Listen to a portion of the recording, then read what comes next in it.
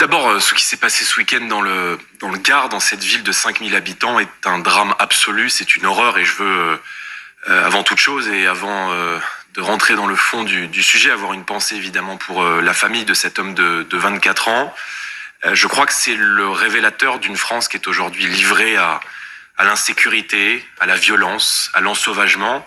Et en définitive, les Français ont le sentiment que plus aucun territoire n'est à l'abri de cette ultra-violence et de ce déchaînement de violence qui pèse aujourd'hui sur notre pays. Il y a, y compris un lieu de culte, y compris une mosquée. Y compris un lieu de culte, 3 homicides par jour dans notre pays.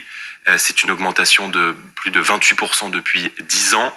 1000 agressions chaque jour dans notre pays. Et à partir du moment où l'État est faible, eh bien les barbares sont forts. Donc, cette situation, elle appelle à une réponse extrêmement ferme de la part de l'État. Elle appelle à une réponse très ferme de la part de l'autorité judiciaire. S'agissant du qualificatif, il y a une enquête qui est en cours. La visée religieuse, en tout cas, a été retenue dans les considérations judiciaires par l'autorité judiciaire.